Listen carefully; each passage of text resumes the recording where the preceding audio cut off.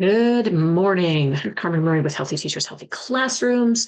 And today I am super excited to share teacher well-being with you. Today we're going to dive into 3 habits that can recharge your body and mind. So let's begin.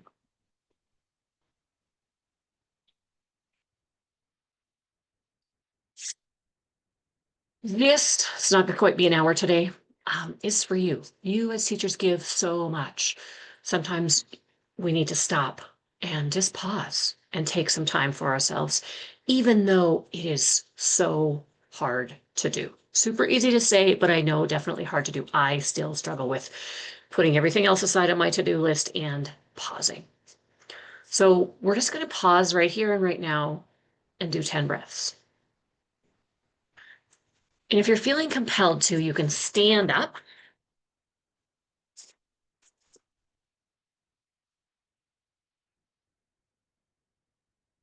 Take some stretches before we breathe. Sometimes in the morning, which is when I'm recording this, we are a little stagnant.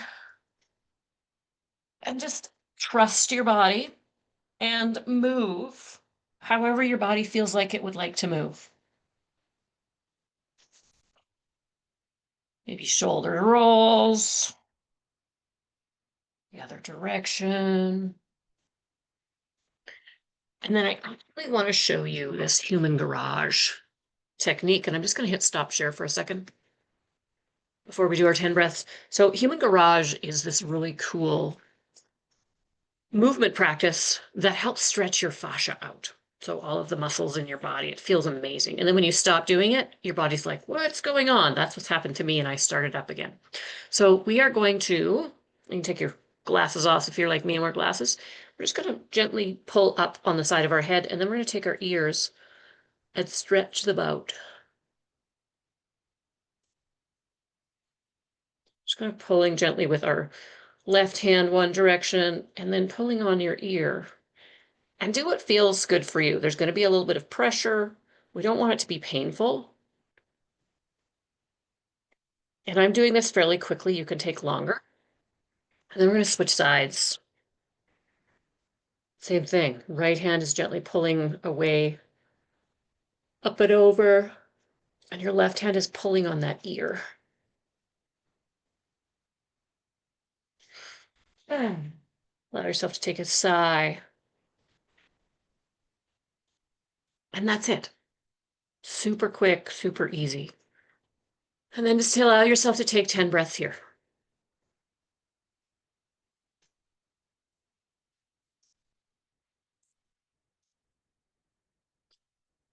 Notice your shoulders might drop.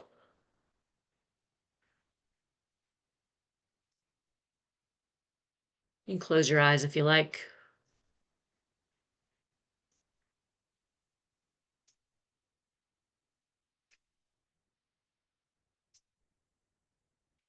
And your mind might still be running, and that's okay. This is a bit of a practice that takes time.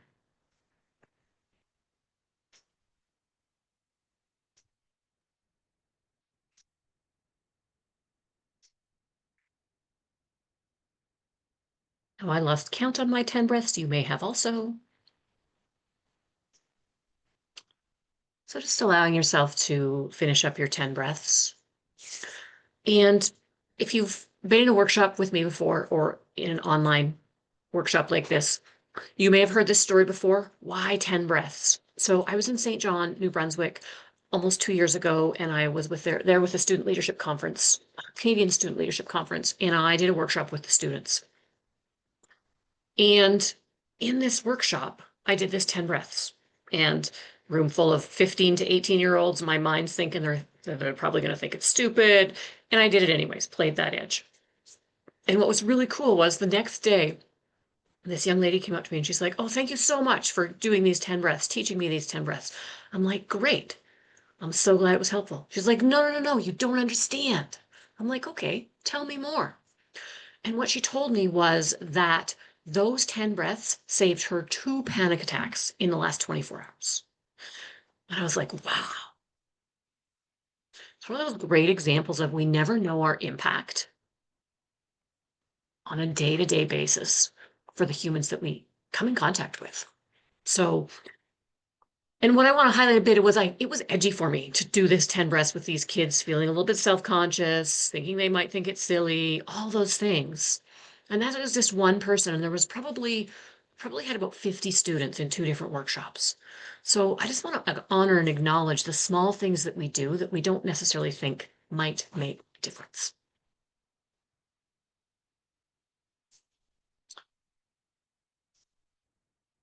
Okay. So my name is Carman Murray, as I mentioned, and some of you know me and some of you I might be new to. So who am I and why am I here? So I'm just going to go across the page with these pictures. I am here because I want you to know you are not alone.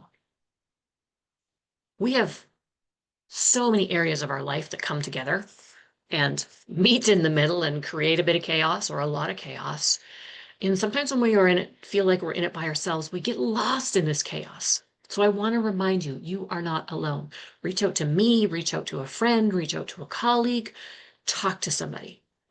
Because I once read in a book that the female main character was helping this young girl, and she was like, when you pull the monsters out from under the bed and show them to other people, they are way less scary.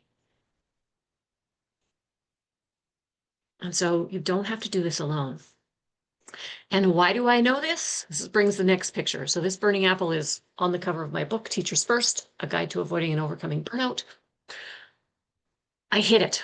I lived it for a while. I can't even tell you how long I lived it because part of the time I was in burnout, I didn't even know it. It wasn't until a year later that I could look back and go, wow, I was in burnout. But in it, I could not see it. So I want you to know that there's a different way. I was at a workshop that Orlando Bowen ran. He does motivational speaking. And he said he was in a prison doing a workshop with inmates. And there was this young black man who he noticed during his workshop got more agitated and more agitated. And at the end, after everyone left, he was still agitated. And Orlando was like, not really sure what was going on. And at one point, this young man slammed his hands down on the desk and said, I didn't know there was a different way. And so I tell you that story to remind you there is a different way. If you're exhausted, if you're tired, you don't have to be in that space. And in my burnout trajectory, we'll call it, when I look back, I wish, so wish that I had taken April, May, and June off the year I quit teaching, because that would have totally changed how everything turned out. But I was strong. I was like, no, I can push through. And I have had a few conversations with a few teacher friends since then who have taken time off, whether it was after the passing of a loved one or just needing to take care of someone in their life. And they said it was the best thing they ever did. So if you are at that point, you might want to have a conversation with someone who's neutral. And again, I'm happy to have that conversation with you, but I do want you to know there's a different way. You do not have to push through until the end of June.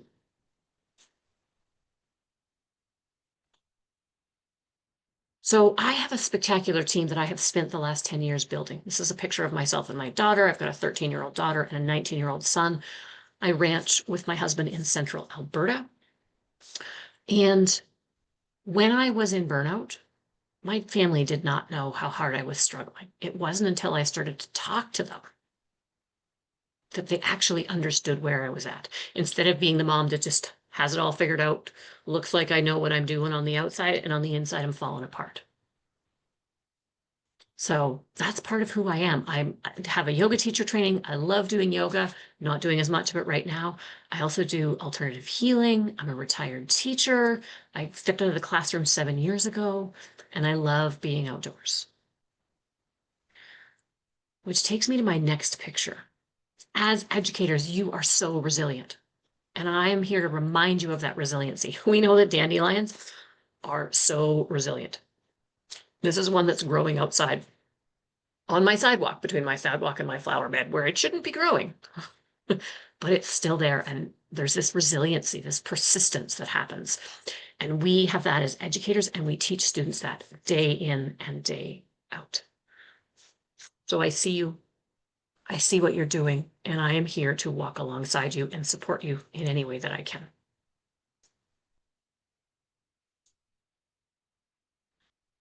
Today, with our teacher wellbeing workshop, I want to talk to you about 3 different habits.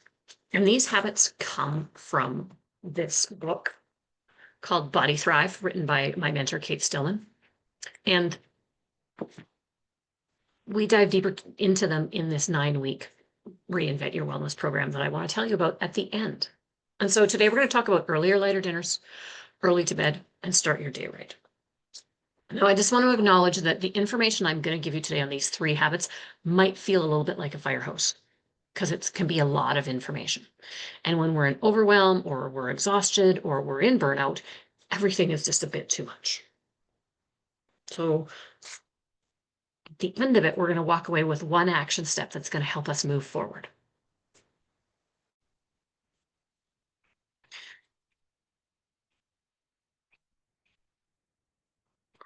Let me just fix my presentation here. I'm not quite sure what happened because we are not in the conclusion in a different language.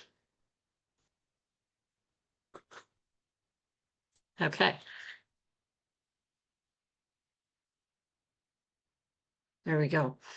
So I just want to acknowledge on the bottom left-hand corner, you may have seen, you don't have to do a life overhaul. You can start with small things. And that's what we're about, is starting small and starting to make small continuous movements and actions. So earlier, lighter dinners is a fascinating one because there's so many things involved in it. First, I want to talk about digestion of emotions. If you look at this little clock right here, it's an Ayurvedic dosha clock. And so between 10 p.m. and 2 a.m. is when our digestive fire is the highest, as well as 10 a.m. and 2 p.m. So this is a great time to eat a good lunch that has good protein and good fat in it. And I know as a teacher, that's not ideal, but I'm just going to put that out there. And when it comes to earlier, lighter dinners, during this time of 6 p.m. and 10 p.m., our body is winding down. It's trying to wind things down. So we don't want to put a bunch of heavy food in it or put heavy food in it like at 9 o'clock at night.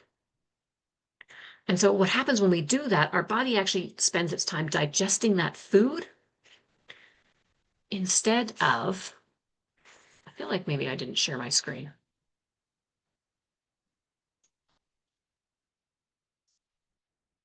There we go. Sorry. You're listening to me talk and just looking at me. Here's the clock. My apologies. And just a side tangent, we're not aiming for perfection. As you can see, I had an error. Go back, take care of it. Not a big deal. We don't need to beat ourselves up about it. So back to this digestion clock. My apologies.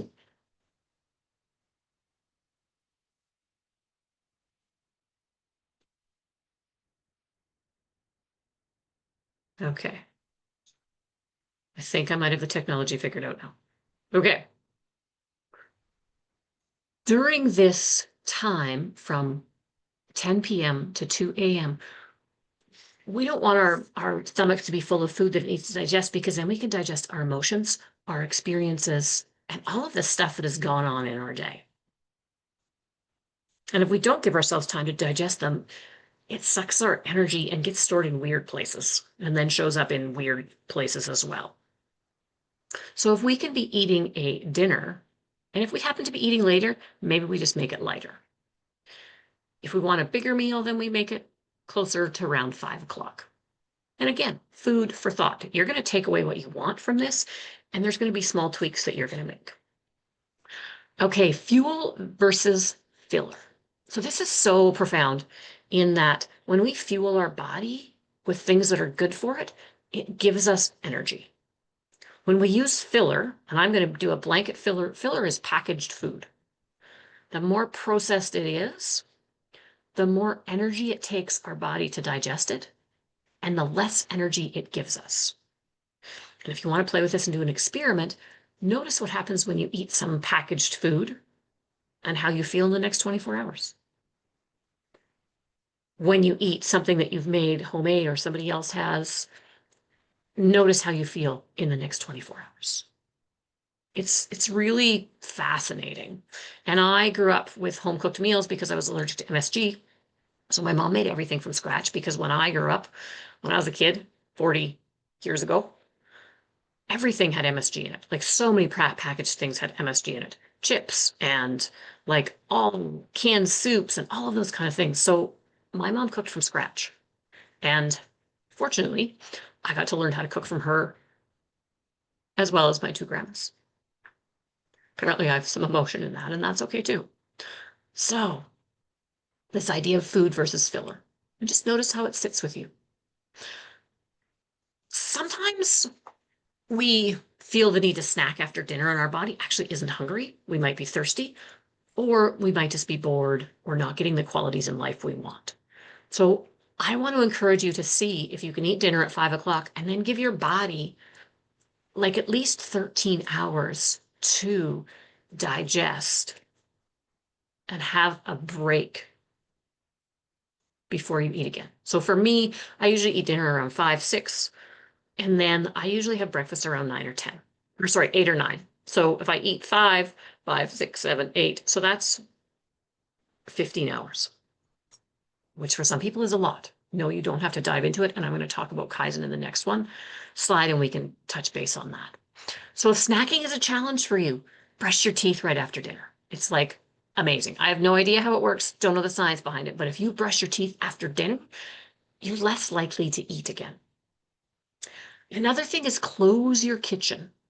If I can do my dishes and wipe down my counters and have my kitchen be spotless, it feels really good when I walk into it anytime that night or the next morning, and I'm less likely to pick at food that might be out or grab something to eat.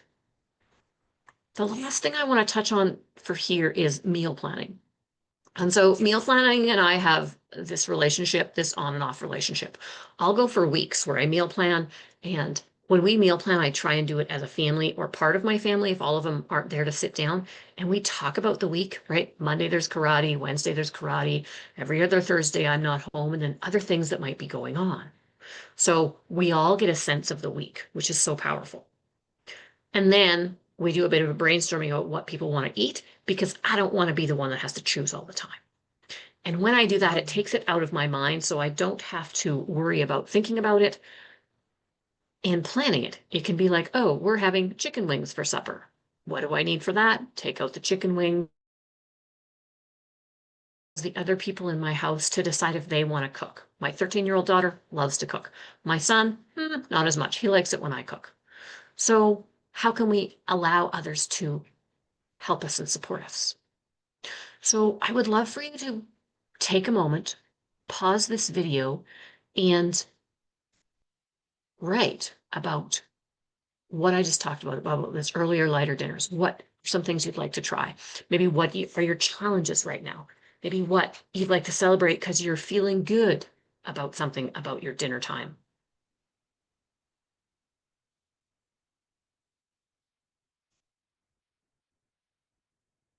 Okay. Next one is early to bed.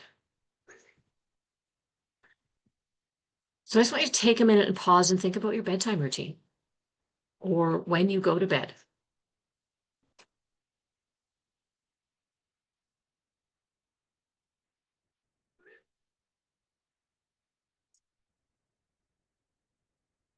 And one of the things that the people I work with tell me is I have good candor and I'm also real about things. So my reality in early to bed right now is that I am struggling with it. And I have been struggling with it for months, 6 to be exact. So I want you to know that I don't have it all figured out. I'm walking along beside you, navigating things, and I've been doing these habits for 10 years now. And sometimes they still trip me up, and sometimes I still struggle. And so I want you to think about your day. When I used to teach, it was like get up, I'd give myself an hour, and I'll talk about that in the next slide. And then it would kind of be like pedal to the metal, get dressed, make breakfast, make snacks, lunches, head out the door, drop a kid off at daycare, head to school. And then it was like double time. And I'm pretty sure you know what I'm talking about. So, excuse me. we are on go. We are in the fast lane all day at school. And then we head home and we might have kids' sports, dinner to feed people, other things on the go. And then we hit bedtime, which is maybe 9, 10, 11. We've been going in the fast lane and then we're like, okay, body, let's stop and go to sleep. And your body's like, whoa, your body's going, going, going. Your mind's going, going, going. I even get like stressed talking about it fast. So we need a wind down routine to slow our bodies down and slow our minds down. What is it that you love to do? Do that. It might be sitting out on your patio with your puppy. It might be doing a meditation. When we think about children, small children, we were coached to do a wind down routine, right? So your 2-year-old or 1-year-old, you've been giving them a bath, you've been playing with them a little bit, reading them a story, getting them in their jammies, snuggling them. That's their wind down routine that tells their body, oh, we're supposed to just like let ourselves quieten down and then go to sleep. As we get to be adults, we don't necessarily have that. And so then our body's like, it doesn't know that it's allowed to slow down. When we think about that clock that I talked about in the last slide, that 6 p.m. to 10 p.m. is a slowdown period with our body. It's kapha time. It's earthy. It's grounded. So what can you do just for fun to help your body wind down? Do you have a cup of tea? Do you sit outside? Do you go for a walk? And one of the cool things that I've learned is the last 30 to 60 minutes before you go to sleep, that time dictates how you're going to feel in the next 24 hours. So if you're scrolling on your phone or reading on your phone like I do sometimes, and that's one of my struggles right now, your body and your eyes and your brain are on that mode of scroll, scroll, scroll, scroll. And that sets you up for success for the next 24 hours or not. If you take a walk outside, enjoy the sunset, enjoy the birds, maybe go for it with a friend, take the dog for a walk, you're more expansive, you're outside, you're getting fresh air, and your eyes are able to rest on things in nature, you'll feel very different. My preference is to go outside and walk. Do I always do it? No. Like I said, I do not have this figured out 110%. Do I do my best? Absolutely. Okay, we already kind of talked a little bit about 10 p.m. and 2 a.m. and that's the best time to be asleep. So the other thing I just want to say about that is if I stay up until 10 o'clock at night, I get my second wind. If I don't start to wind down by 8:30, my second wind starts to kick in. And then I'm like, oh, I'm not tired. I can do all this stuff or read my book more. So just something to be aware of. This last word, ojas, is an Ayurvedic term for your deep-seated reserves of energy. Anybody feel like they might be missing those deep-seated reserves of energy? That depletion from exhaustion and pushing too hard for too long has us depleting that extra energy. And so these simple things that I've talked about can help you start to build that reserve back up so that when you need to push through for 2 days, you can. And then you go back to replenishing and taking care of yourself. If you've been pushing through for weeks or months or years, your ojas is definitely going to be depleted. And that is part of burnout. So again, I'd like you to stop this video and just take a moment and do some journaling. Do a brain dump. What comes up in this early to bed conversation that I've had, this monk that I've had? What grabs your attention? What pisses you off? There's going to be things that poke at you, and that's okay too. One of the cool things about being part of a group program is we meet twice a week, or there's the possibility that you can meet twice a week. There's the invitation. And so you can pop on a weekly basis and touch base, and it just helps to reorient you to where you want to go. We're not about making things wrong. We're not about being judgmental. We just want to walk alongside each other and support each other. Okay, go ahead and hit pause and give yourselves a couple minutes to write.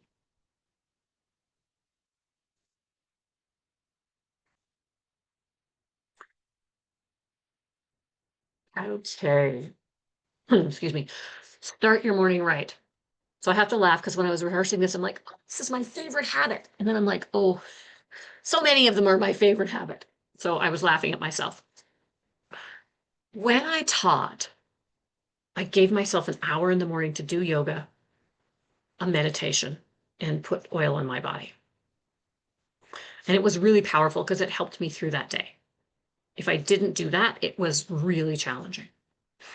And it was really interesting because at one point I stopped and I went, I do this 5 days a week, the 5 days that I go to work, go to school, but I don't do it on the weekend, the days that are just for me. And I was like, that makes zero sense at all. I'm not supporting myself on the days that are just for me. So I started doing it 7 days a week. Now I know an hour is going to be like, you might not have an hour. Start with 2 minutes or 5 minutes. Okay, let's take a moment with neuroplasticity. So our brain has the best neuroplasticity at just when we're beginning to wake up and when we're falling asleep. So it's a really great time to rehearse your day in what you've got going on. And I have the definition of neuroplasticity in front of me. The ability of the brain to form and reorganize synaptic connections, especially in response to learning or experiencing or following an injury. So if we can vision out our day or even just vision out the morning routine of like, for me, it's like get up, use the washroom, scrape my tongue, drink a cup of water about this big fairly quickly. And then it helps me eliminate my body, eliminate what's in my body. And then I'm not carrying it around all day.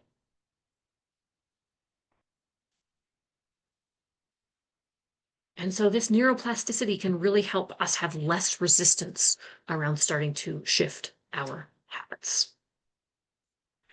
Fill your cup first. You've heard this so much lately. You need to fill your cup first. And sometimes we're already doing things that fill our cup, but we're rushing through them and we're not really present in them. And then that takes away for the ability of that activity to make us feel better and build that ojas back up that I talked about. So give yourself permission to just like take a breath and slow down. And I know it's easier said than done. Next one is hydrate. This fits into all three habits we've been talking about. I pack this around all the time and it usually has hot water in it, like 99% of the time, just hot water. Because our body often confuses hunger for thirst. And so when we drink hot water, it helps hydrate ourselves so that we're not eating empty filler calories. And then our body can be flushed out on a regular basis.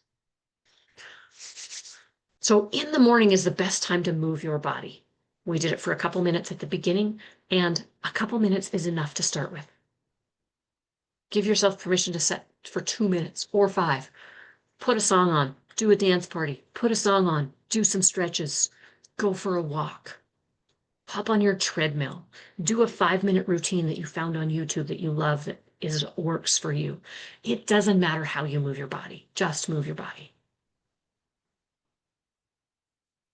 And you can do it with your kids. Have a dance party with your kids. Even in your classroom. Kaizen. This is a really cool concept, and some of you may have heard about it. It comes from Japan, and it's about 1% improvement over time. Remember I mentioned at the beginning that you don't have to do an overhaul of your life? You can start this 1% over time. And the cool thing about it is when you're paying attention to Kaizen and you're working on being 1% better over time, you get 37% better over a year.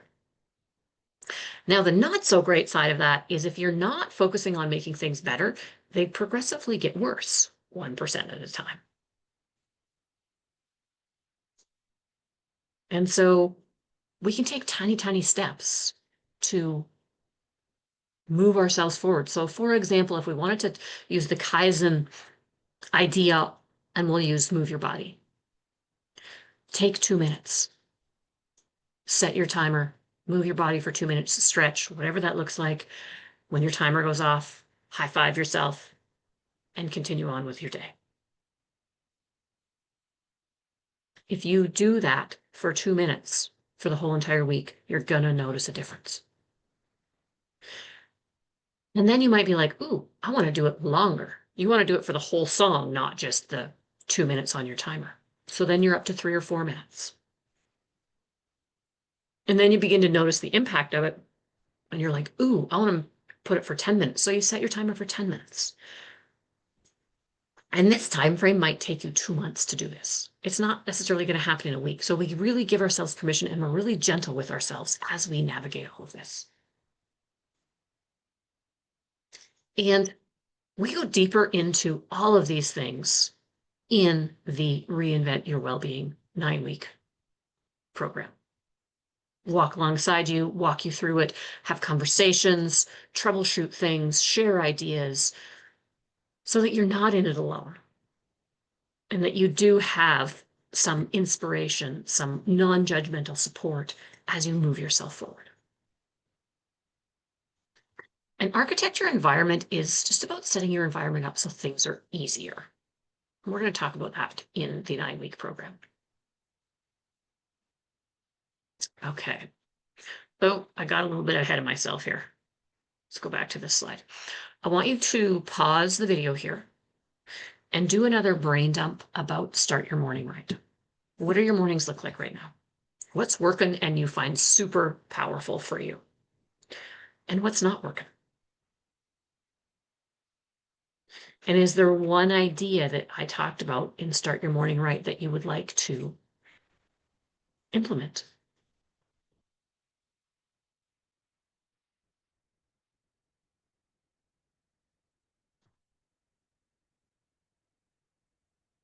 Okay, welcome back.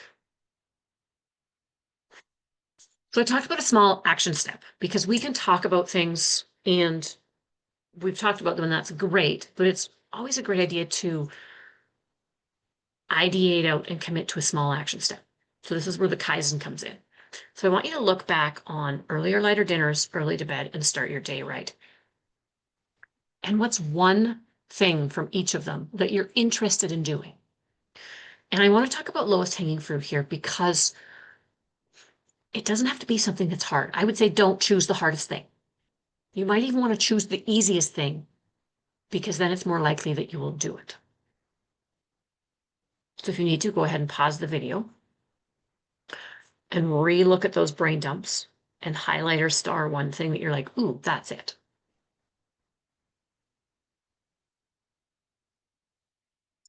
Now, if you're anything like me, you might be a bit of an overachiever, and my list for today will be done in the week, even though I think I should do it all today. I'm thinking some of you might be able to resonate with that. I am getting better with that, but it still happens. So you have 3 things that are starred or highlighted in front of you. Choose one of those and commit to do it this week 5 times or even 2 times. It's like, what out of all the things we've talked about today do you want to implement and start playing with this week and getting curious about how it begins to shift your life? It can be something simple as, I'm going to drink some hot water. It can be, I am going to go for a walk before I go to bed instead of be on my phone. It could be, I'm going to not eat after supper. I'm going to brush my teeth. And if those are your 3, maybe you choose to brush your teeth after dinner and that's it. And see where that takes you. Because it's going to have a bit of a domino effect if you choose one thing and do it for 7 days in a row. I am working on that with my sleep. Things keep getting up in the middle of it and not making it work. So still working on that. And be nice to yourself. If you need some more time, go ahead and pause the video.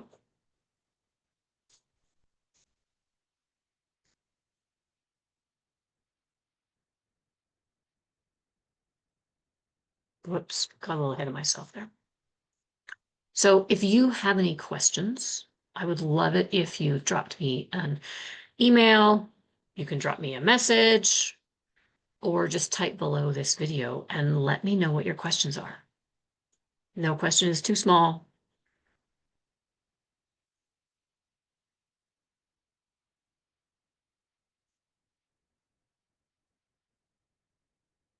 Okay, so you heard me mention the Reinvent Your Wellbeing program. I just want to touch base on it here with you. So the Reinvent Your Wellbeing is a 9-week journey. It's built for teachers by a teacher, me, I built that. And there's weekly supports and real life tools that you can use for yourself as well in your classroom. Because you know that when you do things specific for yourself, the ripple effect shows up in your classrooms. And so much of what I give you as tools you can use with your students. Come hang out with us for 9 weeks and you'll get better at sleeping, better at resting. You'll have better energy. You'll start to build sustainable habits and you'll have a calmer and clearer mind. So we officially start June 8th. As I mentioned, it's 9 weeks long. And it doesn't matter where in the world you happen to be, as long as you have internet and a Zoom, you can hop on Zoom because this is online. I have people in my program in BC. I have people locally in Calgary with me. In one of my other programs, I have somebody from Georgia. So we know with technology that distance is no longer a border. So unless you happen to be someone who has been gifted this program because you came to one of my workshops and your name was drawn, the cost is $199 for 9 weeks to come hang out. This is guaranteed. If you come and hang out with us for 9 weeks and there's absolutely no change in your life and you have stepped into some of these habits and are working on them and showing up, I will refund your money.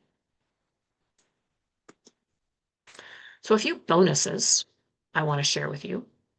So if you're interested in joining us, scan this QR code and it will take you to the landing page and you can click that you're in. If you are a winner of the draw, you know what the password is, or the coupon code is, sorry. If you're not sure or don't remember, drop me a message. And the rest of you, actually all of you, including the winners of the draws, this is a 2-for-1. So if you have someone in your life that you want to do this with, tap them on the shoulder and say, hey, I'm doing this cool thing. I want it, or I'm just interested in it. I want you to come do it with me. Sometimes it's easier to do something with somebody else. Sometimes it's not. The other bonus I have is I am hosting a full-day spring retreat, both online and in person. So it is the 7th of June. Looking at my calendar over here. 7th of June, which is a Saturday. We start around 9:30, 10, and we go until 3:30 or 4. You can do this online, or you can come to my house in person if you are local. And again, 2-for-1. So bring along a friend in this journey of growth. And I just want to say thank you so much for spending this time with me and investing in yourself and looking for something different, because there might be a different way than what you've got going on now. I want to remind you, you are not in this alone. Reach out. My email is here. Take some time for you. Put yourself first.